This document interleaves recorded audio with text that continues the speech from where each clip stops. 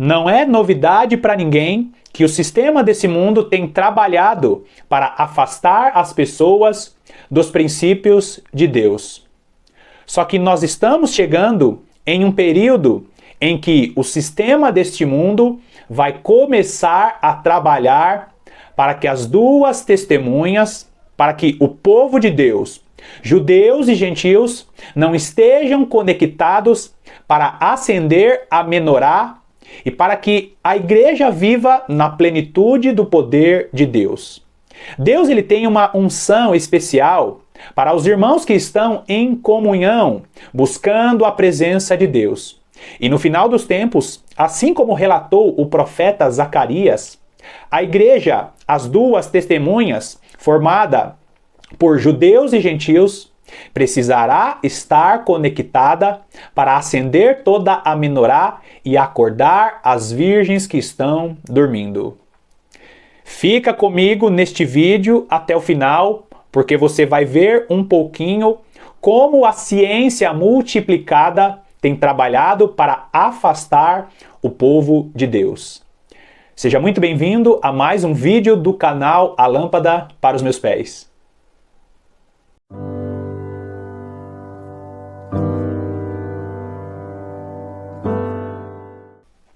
O profeta Daniel relatou que no final dos tempos a ciência se multiplicaria, ou seja, haveria uma evolução no conhecimento humano. Inclusive, este celular, essa filmagem que eu estou fazendo aqui agora, é um fruto dessa ciência que evoluiu, ou nas palavras do profeta Daniel, dessa ciência que se multiplicou. Agora, muitos cristãos pensam que toda ciência evoluída ou toda tecnologia, ela é uma criação de Deus e nós devemos estar usufruindo dessa ciência.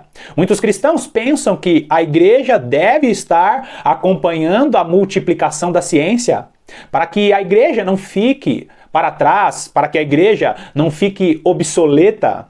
Só que se essa afirmativa fosse verdadeira, se realmente a igreja deveria estar em tudo que é evolução da ciência, por que será que o nosso Senhor Jesus Cristo vai desfazer de toda essa revolução tecnológica em sua volta? Por que será que toda essa tecnologia vai acabar, se acabará quando Jesus voltar? Será mesmo que toda a evolução da ciência é um dom de Deus?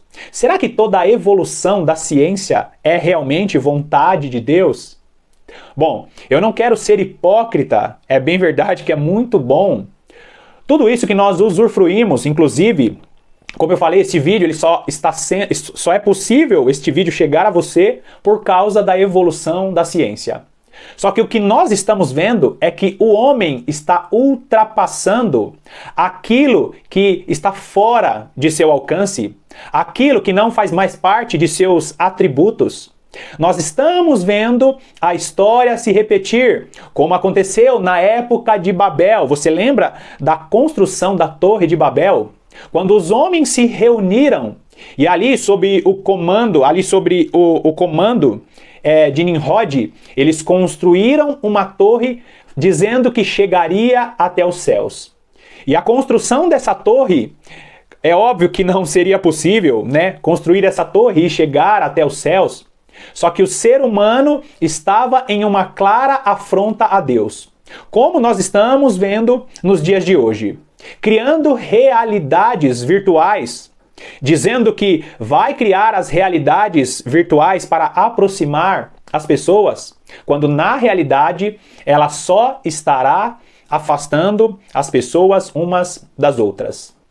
Hoje eu vou falar um pouquinho do metaverso e eu não quero me aprofundar nesse tema porque já existem vários vídeos falando sobre o metaverso, mas você precisa entender que nem tudo que é disponível para nós como tecnologia realmente vai nos ajudar na caminhada com Deus.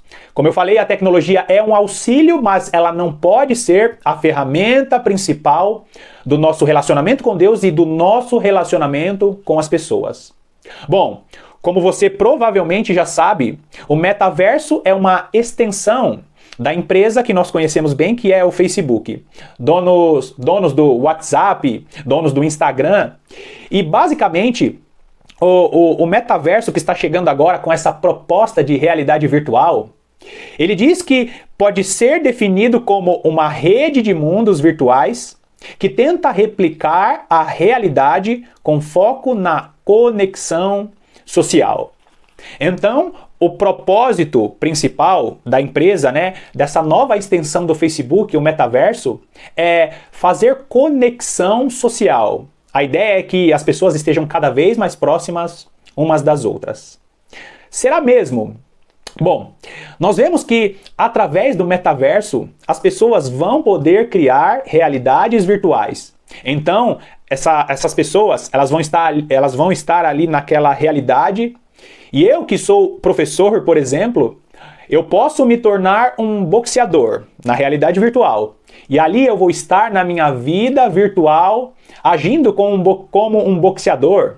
E se eu quiser também eu posso ir para a sorveteria na realidade virtual. Eu posso ter uma outra namorada nessa realidade virtual.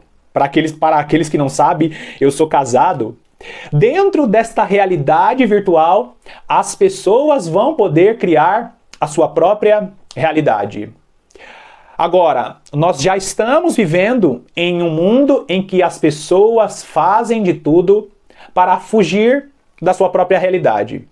As pessoas, elas ficam na frente ali de seus problemas e elas usam alguns subterfúgios para fugir desses problemas. E nós vemos uma empresa que se coloca como aquela que quer aproximar as pessoas, mas nós estamos vivendo em um mundo que já é um mundo doente. Pessoas que têm fobia social, pessoas que fogem de suas realidades, até mesmo dentro das redes sociais, as que eu acabei de citar. E agora a empresa, essa nova proposta dessa empresa é fazer com que mais pessoas estejam dentro dessa realidade virtual. Será mesmo que essa é uma proposta válida? Será que as pessoas vão estar mesmo conectadas umas com as outras?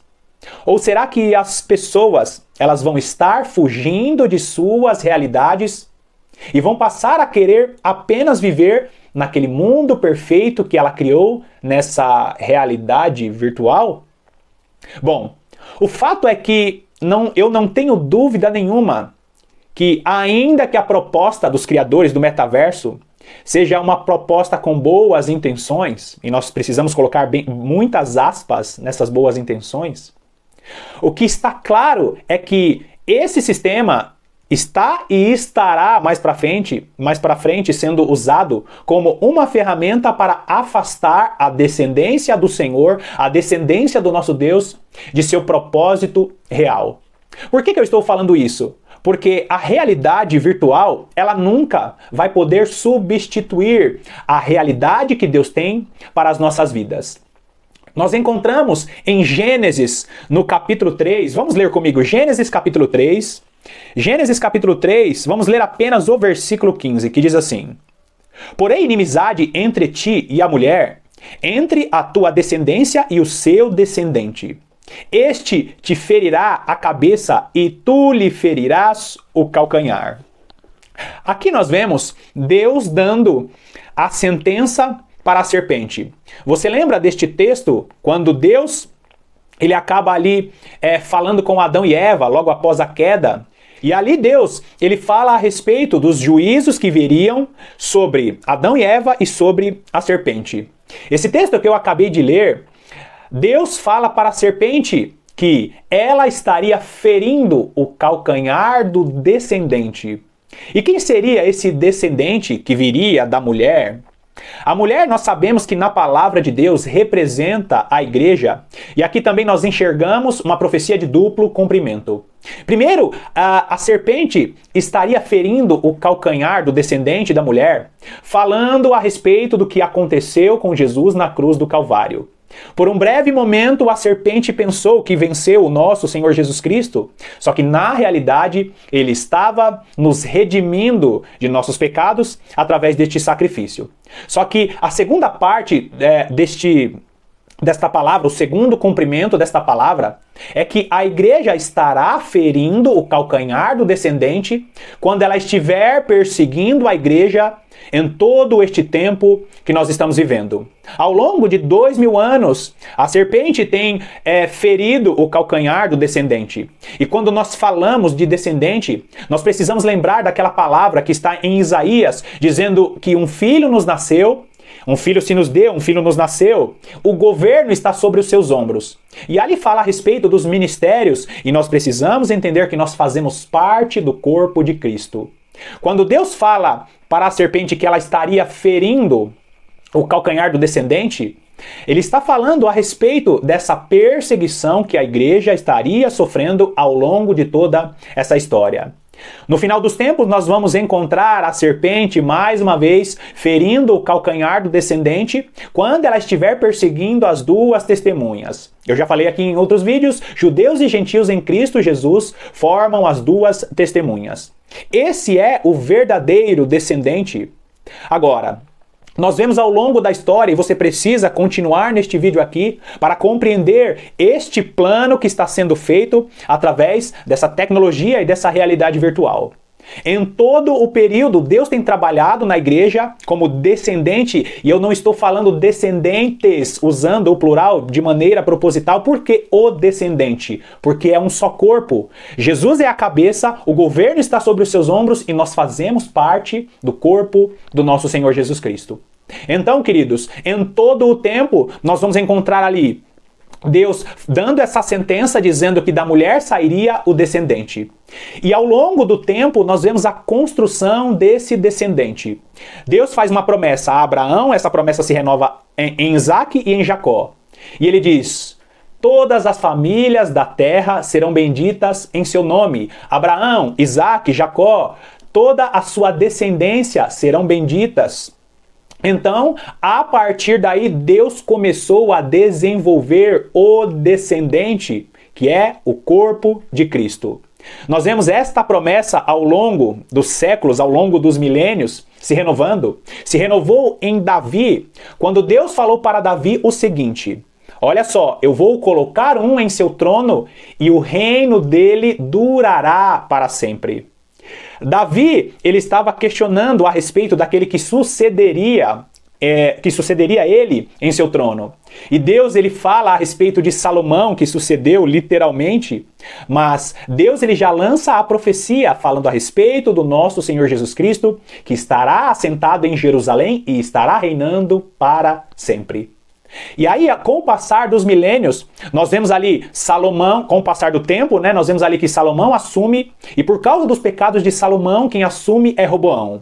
Aí tem aquela famosa quebra do reino, quando o reino é dividido, e esse reino é dividido em duas partes, Reino do Sul e Reino do Norte.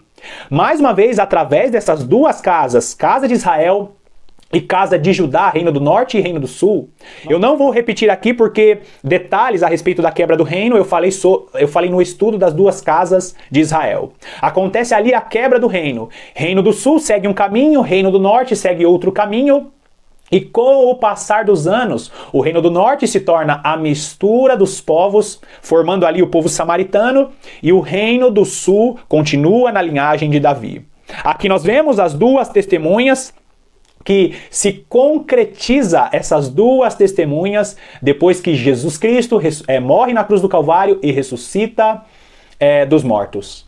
Jesus Cristo, o descendente, e nós somos o descendente com Jesus Cristo porque nós fazemos parte de seu corpo. Vai lá comigo em Gálatas. Gálatas capítulo 3.